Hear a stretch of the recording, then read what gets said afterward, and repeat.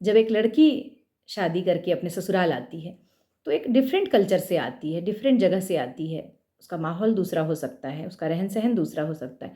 तो यहाँ क्या दिक्कत होती है बहुत शुरुआत में, जिस तरीके की मेरे पास आती हैं परेशानियाँ, वो मैं आपके साथ शेयर करती हूँ इंसिडेंट्स के रूप में, ताकि आप समझें उसको।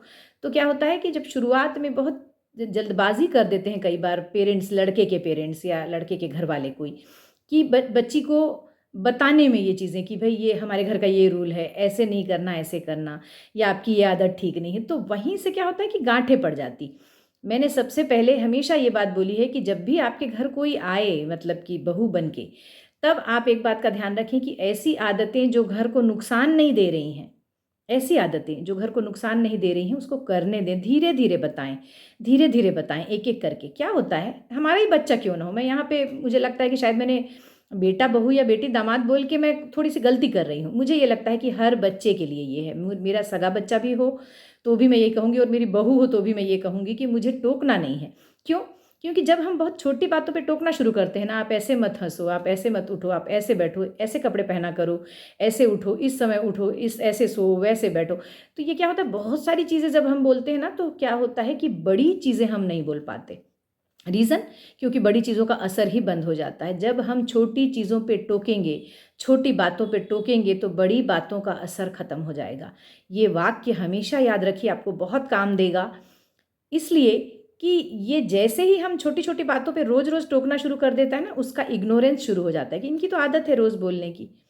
तब जब हम बड़ी बातों पे टोकते हैं, जहाँ पे हमें सचमुच ज़रूरत है अपने परिवार को सँभालने की, हमारे परिवार के नियम कानून की, हमारे परिवार की प्रतिष्ठा की, हमारे परिवार की और चीज़ों की, स्टेटस की, तब हम उसको टोक नहीं पाते हैं। इसलिए छोटी चीज़ों पे न बोलें, चलने दें जैसा चल रहा है दिनचर्या और सबको लेके। धीरे-धीरे एडजस्ट हो जाती हैं चीज़ें।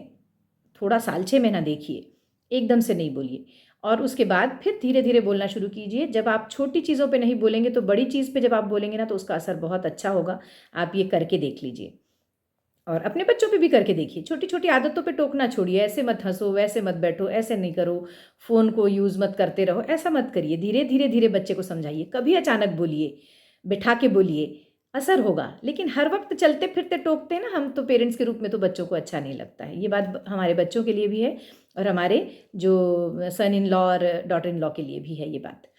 और इसके बाद एक बात और बोलूँगी कि जो बातें हम हमेशा बच्चों को टोकते हैं ना, वो उनके मन में चूँकि घर कर जाती है, तो उनके अंदर एक विरोध जन्म ले लेता है कि नहीं, हमें नहीं मानना है इनकी बातें।